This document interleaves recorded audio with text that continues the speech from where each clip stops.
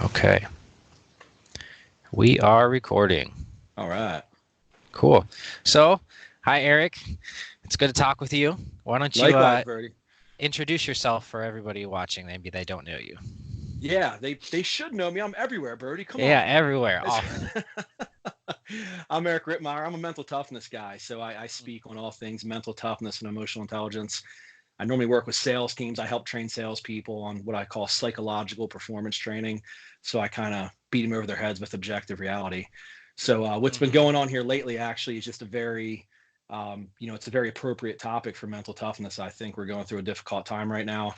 And I think what's going to help us get through this is everybody kind of learning some mental toughness tips and ways to kind of get through this mentally, because there is, we're looking at a difficult time, and we're gonna feel the ramifications of this for a long time. So I think it's important everybody kind of keeps a level head.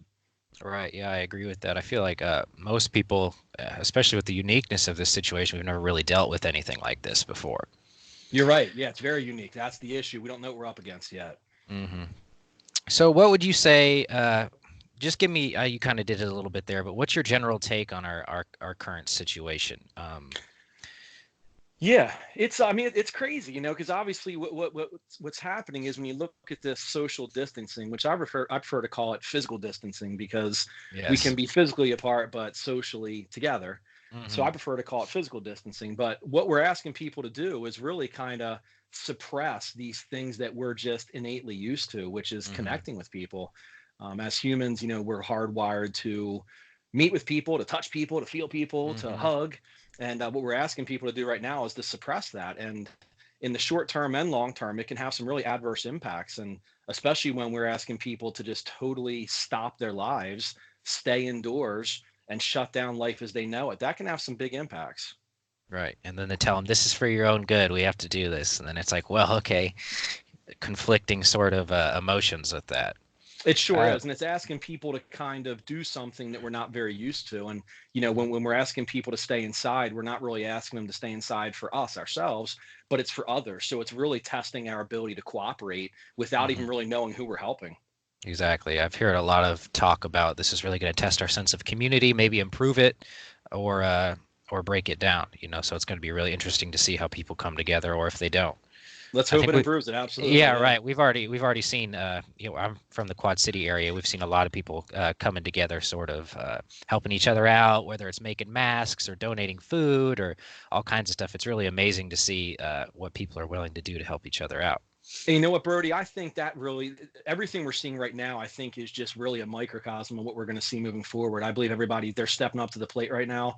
But I Mhm. think once this all blows over, which it's going to, it's just a matter of when, I Mhm. think that's where it's really going to kick into overdrive. And you're going to see people that are really going to, I believe, kind of go back to their roots and say, you know what, I didn't really realize what I had until it was gone. So I Mhm. think you're on the end of this, on the other end of this, we're going to see people. Hopefully, it's going to have some life altering adjustments where people are going to start to realize how good we have it. Right, exactly. How would you say that this whole situation has affected you, like personally? Have you been had to stay in, cancel some events, or Yeah, I'm a things? touchy feely guy, Brody. I can't handle Yeah, this, man. This is yeah. killing me. I agree. Yeah. No, when you look at the big picture, I mean, what we're really asking people to do, I mean, come on, let's, I saw a meme floating around that said, "Hey kids, your grandparents when they were children, they were asked to storm beaches. All we're Yeah. asking you to do is sit on the couch." Yeah. Sit and Like I, watch I TV. think, yeah, Play yeah, play games. Netflix Yeah. and chill, right? Yeah. So Exactly. when you look at the big picture, I mean, we're asked to stay inside. We're asked to sit on our couch to watch television, to eat, to Hmm. connect by Wi-Fi and watch movies and talk with our friends and family. And again, in the big scheme of things, it's very low on the totem pole as far as how bad it could be. So I think we're doing okay. Me personally, it is what it is. I'm a Marine, right? So it's Yes. improvise, adapt, and overcome. I'm doing just fine here. Right. I would agree. Same thing for me. I'm lucky, maybe privileged enough to be able to kind of work from home. Not, none of my income has been affected. I know there's a lot of people that are struggling Hmm. really hard right now. And kind of on that subject, what tips would you have for people that maybe they're stuck at home working from home? We'll address them first, and then I would like to talk about the people that are unfortunately unemployed right now. So let's start with what you would suggest for people who are stuck in their homes but still working. Uh, Not so much. Yes. Yeah. So us Gen Xers, I'm a Gen Xer. So All us right. Gen Xers that have Millennial. this down. Like, exactly. Yeah. Right. So you're in a different boat, Brody. Us Yeah. Gen Xers, we grew up in this. We grew up with staying inside and finding Mhm. ways to, we didn't have this. We didn't have all the internet connection. We didn't have social media. So I was reading a lot of stuff about us Gen Xers, how we're better equipped to handle these type of things because we grew up with this. We grew up indoors. And again, I believe it's a matter of us going back to our connections and formulating stronger connections if we already had them, or maybe just making new connections in new ways. I mean, this is an opportunity for us as families to really go back to the roots and say, okay, let's sit down and play a board game. Let's do what we got to do. But for the people who are able to work from home, like you and I'm pretty much Mhm. capable of working from home. It's an inconvenience, but it's not extremely detrimental to our financial well-being, Mhm. in comparison to, like you just referenced, the people who are not able to go to work. I mean, our wait staff, the people that work at the gym. I mean, these are people who they can't work from home. You can't serve drinks from home unless you serve them to yourself. Well, that's a great job. But you can't do that from home. So they're the ones who really are going to have to. It's going to be tough on them, and they're the ones we have to really pay a lot of attention to because mentally that can wreak havoc on those people. Right. Yeah, I agree. And you kind of touched on something that's hitting especially home for me is that they've closed the gyms. I don't know about you, but for me personally, that's a huge part of my mental well-being is to be able to go exert myself, work out, look in the mirror, like what I see, sort of it's almost like an active meditation, I would call it. Like for It's people that can't, therapeutic. right. And so now that I don't have access to that, I'm getting cabin fever super bad. I know maybe there's other people that are sort of dealing with the same thing. What would you recommend for like that outlet that we no longer have? Is it just okay, try to do something at home, or how can we divert that sort of energy that we can't release anymore? Yeah, again, I think it goes back to our connections, our friends, our family. You're Hmm. you're experiencing something that a lot of people are experiencing right now. So you're not alone. And I think that's a big key here is to understand that we're all together on this. And it's the cohesiveness. It's understanding that a lot of people are going through the same exact stuff. I mean, again, it could be a whole lot worse than what it is right now. So I think it's just knowing that there are others that are in the same exact boat that you and I are in, connecting with them. There are a lot of Facebook groups now I've seen popping up with Hmm. these group classes, whatever. That's great. Or maybe it's finding another hobby. It's finding something to do that you wouldn't have done before. I've read stuff about people, hey, this is the time to write your book or to do whatever. It's Right. just improvising, and that's what we all need to do. And again, if it comes down to not being able to go to the gym, there are other ways to do that. I've been making excuses for the last week. I've been consuming 3,000 calories a day. Yeah, me too. Yeah, I Yeah. know. It's I got a awful. gym in the basement. I'm not even using it. I don't even like to look in the Mhm. mirror, Bird. You sit there looking. I don't want to look in the mirror. I'm turning all these things around Right, you don't backwards, want to man. do Come it. on. Yeah, that's funny. I guess you're right. You kind of look at it more as an opportunity than a disadvantage. Sure. Take advantage of the time to do other things. Sure. Cool. Turn a negative into a positive, or at least Mhm. try to. Right. So, what would you say to those people that have lost their jobs besides sort of coming together in a community way? What is like some active steps they could be taking right now to, I guess, better their emotional and mental situation if they can't work on their financials right now? Yeah, and that's a very big part of it, Bird. I mean, we do have to be very, very cautious of the mental state of a lot of these people. Not everyone goes into these type of events with the same mental capacity and the same mental preparedness. Hmm. Some people are going into these things on top of the world. I'm great, I'm okay, I'm active, I'm social. Other people going into this might have already been teetering on that. I'm a little bit lonely, I'm a little bit secluded. This could really be something that could really begin the down spiral for them. I mean, unfortunately. So for the people who are entering into this not fully mentally prepared, we have to be extremely cautious. I mean, you go back to the Great Recession back in 2008. Yeah, I hate to break it down this way, but following that, there were almost 14,000 suicides that followed that. So Hmm. we have to be critical. We have to be very, very careful. And just because you and I are handling it okay, a lot of people might not handle this okay. They're the ones that deserve our attention. So my suggestion, my recommendation there would be to know that these people don't need to do this alone, and they're not the only ones that are feeling how they're feeling. There are lots of other people. Reach out to the people. Again, it goes back to your connections. Reach out to the people who love you. They can maybe help out. Hmm. Even if it's not in a physical way, it's good to definitely keep connected. Be on your It phone. We is. all have our phones. We have our video chats. That's I agree. That's a But there's a great lot description. missing too. There's actually there's a term that was coined by a French sociologist, Dr. Derwin. It's Mhm. called collective effervescence. And what it is, it's basically it's in the religious world, but it's basically this her mindset is when you get in these large groups of people who all feel the same levels of emotion at the same time, the ups, the downs, that creates a kind of togetherness, like feeling like you're a bit, you're part of a bigger something that's bigger than you. And this really equates to the sports world. I've read a lot and heard a lot about people saying, oh, no big deal, the NBA shut down and opening day's been delayed, no big deal, whatever. But it kind of is a big deal because a lot of people view that as their outlet.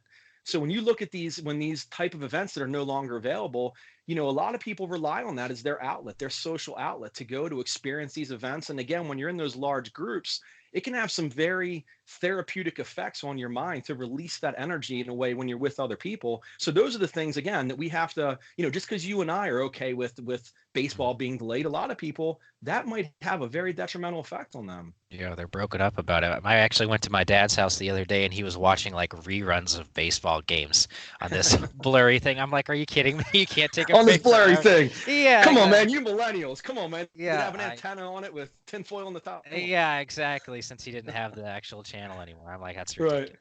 That's Yeah, funny. right. So Do do what you you got think? to do. He's a Yeah, Marine. Adapt, yeah, improvise, and overcome. exactly. So do you think at the end of the day, this is going to be good for our society to kind of remind us how important these connections are, and that when we kind of do come through all of it, are we going to have more of a togetherness, or will this actually kind of reinforce? A lot of people say that maybe with all our technology and we're becoming more disattached as a society, it's easy to see in politics how polarizing that can be. Is this going to Mhm. bring us together, or is this going to further kind of push the divide? Yeah, I have two hypotheses on this, Brody. And I mean, I have, the first hypothesis is we go into this and the people who are already teetering on it, it causes a downward spiral. I mean, that's the obviously the very pessimistic view. And I prefer to remain optimistic, which is the second thought of my thought process is that we come out of this with ending being a positive thing where again we do now it's almost kind of like you don't know what you have until it's gone.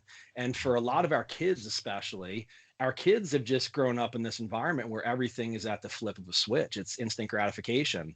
My hopes are, my beliefs are that at the end of this, we do all come out saying, "Hey, I love you, man. That's cool. I missed you. Like I miss hanging out with you, whatever."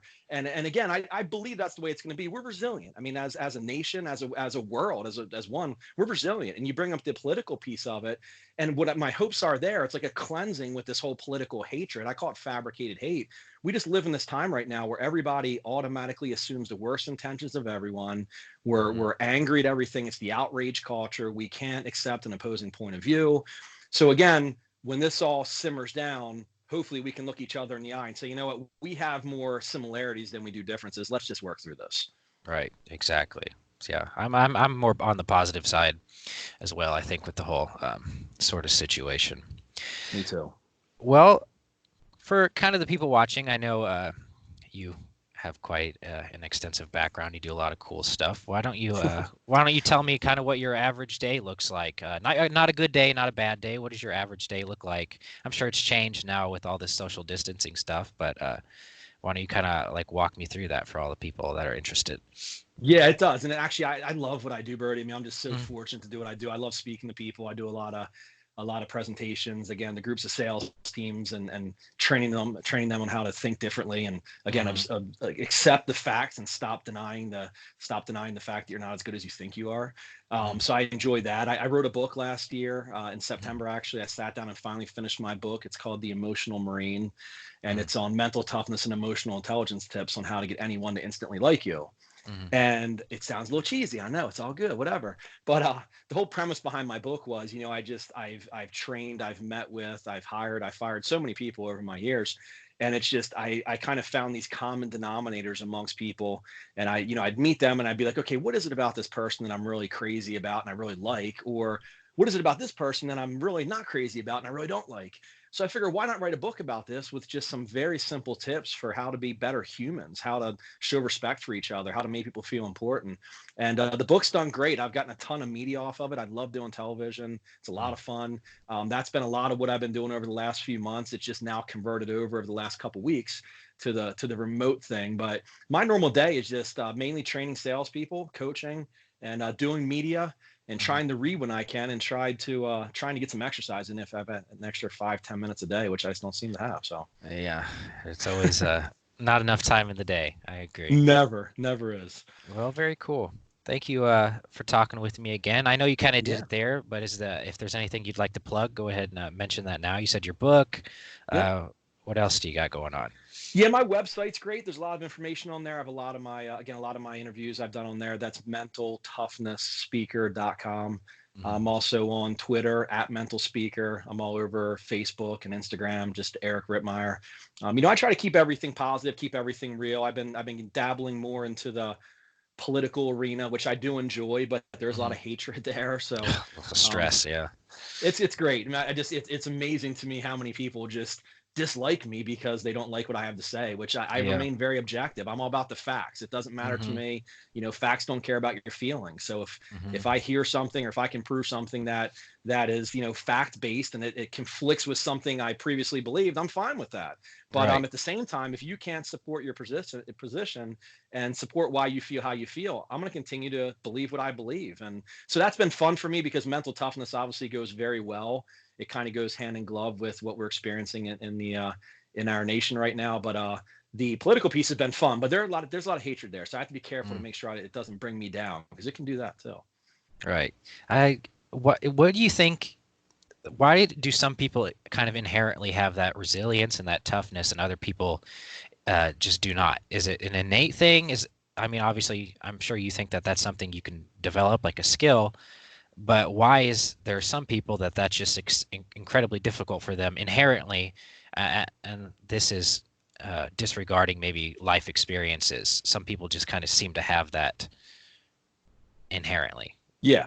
So what I talk about, Brody, is IQ and EQ. So IQ Hmm. is obviously your book smarts. You're born with it. It's your Hmm. SAT scores. It's how smart you are. You're born with that. So you're either Hmm. smart or not smart. I wasn't born with the smart gene. Okay. I got the good look gene. Okay. And the good Yeah, looks. That's all I not the got. Right. strategy. Not the smart gene. I don't have that. Yeah. But then on the opposite side of the coin, you have the EQ, which is emotional intelligence. So IQ and EQ are really inversely related. So as you're high IQ, normally you're low EQ, and vice versa.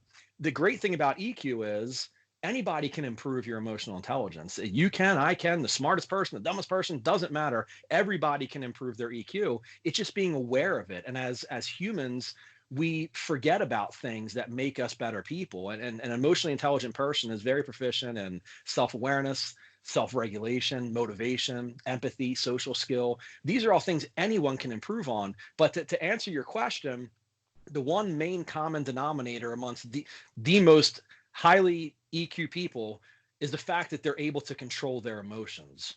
And we're not good at that. So my shows that I do, when I speak with these groups, I tell them, I'm like, hey, my objective is to get you drunk in emotion. And what that means is I want to have you so overcome with emotion that you're incapable of thinking logically. So when I say things that conflict with beliefs you have, you start to get riled up, you start to get emotional, you start to get upset. 99% of people don't realize when they're getting upset. So before they know it, especially in business settings, they're overcome with emotion. They react emotionally, all logic out the window. They say things and do things that upset people. They lose sales, they lose relationships. Mental toughness is all about having control of your emotions at all time. We all can learn how to get better at that. Right. Yeah, I agree with that. Besides yourself, who would you recommend to kind of look into for help during these times, or on a similar subject, or who have you taken inspiration from? I know, just sitting here talking to you, I just recently read that book by, I'm sure you know, Jordan Peterson. He says pick up the Mhm. heaviest thing you can lift and carry it. Or another person, Tim Ferriss, he's big on all that kind of stuff you're talking about. Who do you take inspiration from? And You'll probably be surprised at this. I get this question a lot, Brady. And I got to tell you who has just totally floored me. It's not a book, but the movie Mhm. totally floored me. It's the Mr. Rogers movie, A Beautiful Day in the Neighborhood. Have Oh, you seen that okay. movie? With Tom Hanks in it? Yeah, have you seen that? I have not seen it yet, no. It is the most amazing, incredible. If you just want an absolute masterclass Mhm. in emotional intelligence, Mr. Rogers was the epitome. Now, again, it's a movie. I understand that they're going to embellish. Obviously, Tom Hanks is an amazing actor. Mhm. Absolutely, positively, 100% must watch. The most incredible movie about a human that was just able to connect with people like no one else was. It's just an amazing, incredible. If every person in this nation watched that movie, we would live in a better place. He was an amazing person. So to answer your question, the Mr. Rogers movie, I would very, very strongly recommend that to everyone. Seriously. Yeah, that's awesome. Mr. Rogers was a good guy. It was Cool. amazing. He had Like a I lot knew he was going on. great. I grew Mhm. up with him. You know what I mean? Like I grew up with him, which is wonderful. Like I didn't watch him a whole lot, whatever. But Same. I knew him.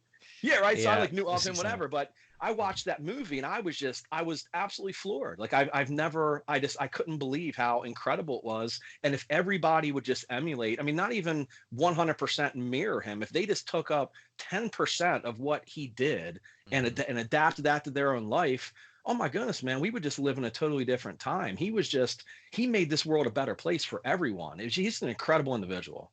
Yeah, I agree. Well, there you have it. Hear it from you, Mr. Rogers. That's the man to listen to. And plus, I don't like to read. Okay, Brody, I mean, come on, I'm a Marine. Reading's Okay, I don't hard, like to right? read. I mean, come on, it's got to be on audio. I got to be able to watch it, or else I'm not going to Audio. comprehend it. I Yeah, can't. that's the way to go. I agree. Podcasting has changed my life and changed it for a lot of people, I imagine. So I much bet. Yeah, it's an information. amazing Yeah. way to reach out. Absolutely. hmm Cool. Well, thanks again, Eric, for sitting down with me. You had a lot of great tips. It's been great talking with you, and I'm sure people have a Likewise. lot to learn. And I'll make sure I put in some links so they can check out your website and your book. And Awesome. I hope you stay healthy and you keep that mental strength through all of this. You too, Brody. Get back in that gym, man. Semper Fi to you. Don't let it go, brother. Stay in front of That's that mirror. right. You're So for motivating fun. me now. Exactly. Thank you. Take care.